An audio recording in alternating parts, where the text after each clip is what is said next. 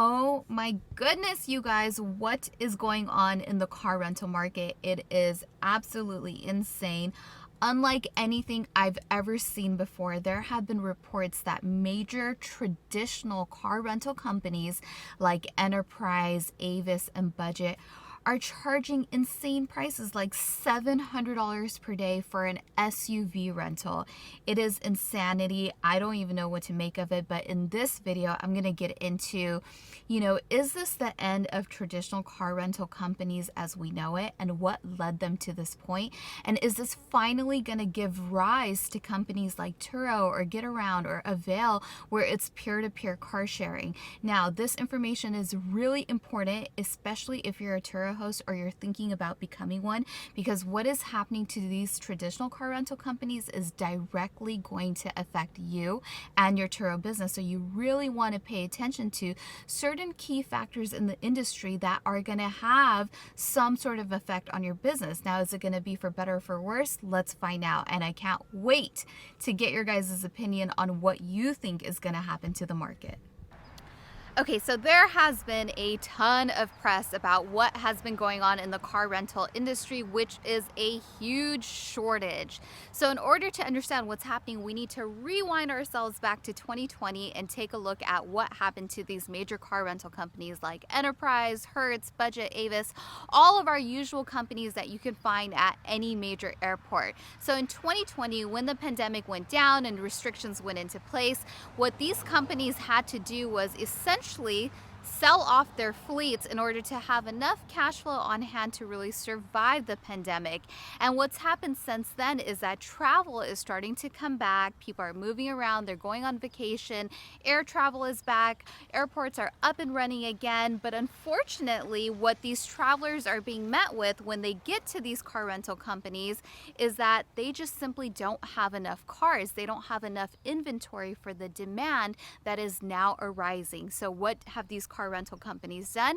They have hiked up prices like crazy. And unfortunately, these travelers are so desperate because, of course, once you're traveling, you have places to be, you have plans set in place, and you need to get from point A to point B, especially if you're traveling with family and you have stuff to do. So these people are now being left with no choice but to rent these cars at astronomically high prices, like a Nissan Versa for $150 per day, which is absolutely insane. Whereas on a platform like Turo, you could get a 2019 Corvette, which is in mint condition, for $150 per day. So I think that Turo is going to get really smart with what's going on and start really capitalizing on all this additional demand that is out in the market and where these people's needs aren't being met. But that is just one half of the story. So you might be asking yourself, well, why isn't the car rental industry, these companies are huge like Enterprise, Hertz, and Avis, so why aren't they just adding more cars to their fleet? Well, in order to understand that and answer that question, we need to take a look at the semiconductor industry. Real quick, guys, if you guys are liking this video so far and hopefully finding some value in it, make sure you hit that like button and subscribe to my Saimah's Experience channel. So of course, with everything that went on in 2020, it really caused such a change in human behavior. And probably one of the biggest shifts that we saw in society was the fact that people shifted over to working from home. And of course, with the restrictions, so many people were staying home, which means they needed to really occupy themselves while being at home. And what that led to was such a surge in demand for electronic devices, whether it was gaming consoles, TVs, laptops, computers, phones, you name it. There was a huge demand for those items, and at times it was very hard to get your hands on them. So why that's important is because all of these devices require chips. And at the same time, the demand for vehicles really fell because people were staying at home and not really going anywhere or traveling. There wasn't that much of a need for cars. So auto manufacturers really stopped sort of their normal purchasing habits when it came to these semiconductors, which meant that those manufacturers then turned their focus towards the electronics industry industry and really started manufacturing chips for them. And so now what's happened, now that we're sort of out of that and restrictions are easing, human behavior is once again changing. So we still have that high demand for electronic devices, but now at the same time, we have a high demand for automobiles, right? So either people are wanting to purchase cars because they feel that that is the safer way to travel and they want to go on road trips or whatever it might be because they're in their own little bubble and they don't feel safe flying, or people are looking to rent cars because that is their preferred means of traveling now because simply they think it's safer, right? So road trips have become very, very, very popular. But there is a shortage of chips in the automotive industry. Now, it's actually for more reasons than just the surge in electronic devices. Another reason is because manufacturers recognize that in the electronics industry, like say if they are building chips for iPhones or Macs or Chromebooks or whatever it might be, there is more margins in those types of devices than there is in the automotive industry. Automotive industry runs on much thinner margins, which means that they get quite competitive when it comes to finding a good price on these chips, right? So now manufacturers are really capitalizing on that, and they're thinking to themselves, well, okay, if we are going to create chips and we are going to cater to certain industries, we would much rather cater to and produce for, say, companies that create servers or that create these electronic devices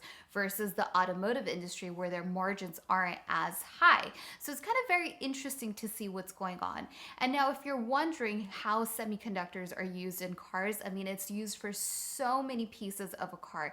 Everything from power steering to brake sensors, the in-car entertainment systems. It's just all over the place in a car, right? Just so much functionality, especially these days when cars are becoming much more technically savvy and they just have far more automation in them, which requires computers, and they all need chips. And so it's becoming very difficult, and it's really causing such a delay in automotive production to the extent that so many major brands like GM, Ford, VW, they are having to shut down plants for months at a time because they just don't have the semiconductors that they need in order to manufacture these cars. And because they're not manufacturing these cars, it's very difficult for car rental companies like Hertz or Avis or Enterprise to purchase in large quantities like they normally would from these car manufacturers. And now what's also really interesting about this is that car manufacturers are going to do whatever they possibly can to make sure that they retain as much profit as they possibly can. Now, when car manufacturers sell cars to major car rental companies like Budget, for example, they sell them fleets, right? They sell them multiple units at a time. And with that, it brings the cost down for a company like Budget or Enterprise. So, of course, that means that the manufacturer sees smaller margins on something like that. So now manufacturers have gotten smart and they're saying, well, if we only have X amount of cars that we can produce, and maybe it's 100,000 less than we normally would, like VW reported, then we rather have the cars that we can produce on our dealership lots, because at least when a car is sold through a dealership, we're getting full pop on that, and that is where we see the most margins. So now manufacturers are reluctant to sell to these major car rental companies because they don't see enough margins there and they're limited on supply, which puts these major car rental companies in such a sticky position. I'm actually quite frankly not sure how they're going to survive this, and it's all going to come down to these semiconductor manufacturers, if they can really pick up production and supply to these car manufacturers so that they can get their production up. So it's always really interesting to kind of pay attention to and understand what is going on in different industries that actually do impact the industry that you might be in. So for people like us who are on the Turo platform, a small little chip, an electronic chip that is, responsible for conducting electricity and basically transferring energy is causing such a huge effect on another major industry like the car rental industry. But for us hosts, is it going to fare well for us? I think so. So let's go take a look at some of the numbers that we're seeing for these other car rental companies like Hertz and Enterprise, and let's see how insane it actually is. I'm on the Hertz website and I just did a quick search for my local airport, which is John Wayne Airport, for this upcoming weekend. And so let's take a look at what we see. So we have a medium 5-passenger SUV, something like a Chevrolet Equinox or similar, at $176 per day, which is absolutely crazy for a car like that. And these prices we're probably seeing before taxes and fees. So we'll click into that in a second and see what really the pricing ends up being. But if you could just look, a lot of these more economical cars, a Ford Focus for $140 per day. For $140 per day, you can get something way nicer on a platform like Turo or Get Around. You just have way more options. So it's no surprise that they are seeing such a boom in business. We do have a manager special here, which is $55 per day for a 2-seater that fits one suitcase. Dare I even ask what car that possibly could be? I have no idea. But then just shortly after, if you continue to scroll down, you'll notice that majority of the cars just show up as sold out. So this is how we can very clearly see that they just do not have enough supply for the demand that is out there, which is great for us as Turo hosts, or if you're thinking about becoming a host, because we are going to see that business sort of spill over to the platform. But it is just really crazy to see some of these prices. So let's take a look at one of the cars. Let's go ahead and look at this 5-seater SUV, which is going to be an Equinox or similar. So I'm going to bypass all the extras. So let's take a look. The requested vehicle is no longer available. All right. So I think we're going to have to go back and find something else. Looks like the Hertz site is not working very well. Let's just go with the sedan and see what happens. So see, we'll skip all the extras here because we don't want to pay anything more than what they're already trying to charge for these cars, which is crazy. All right, so here we have it. Let's take a look at the cost summary. So for 3 days, which is kind of interesting, they have 2 weekend days at $148.81 and then 1 extra day at $148.81. Taxes and fees included. You're looking at $555 for 3 days for a Chevy Malibu or something similar. And this is considered a large sedan. So that is really quite expensive. If you ask me, in my own opinion, I think these prices are just nuts. So I wanted to show you guys just kind of firsthand what they look like, and maybe I'll dive into some of the other car rental companies as well.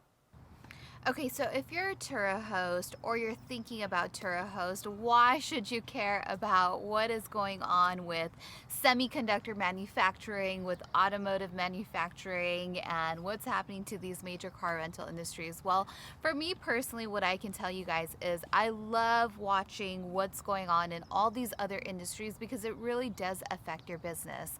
Now, let's say, for example, all these major car rental companies continue to experience these insane shortages in cars.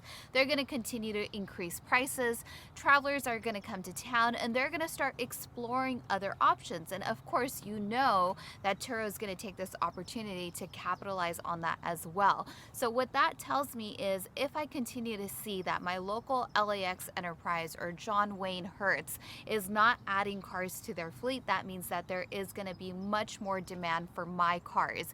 And that tells me that I can, one, raise my prices, and two, I can really think about expanding my fleet because there is enough demand to fulfill any additional supply that I bring to the market.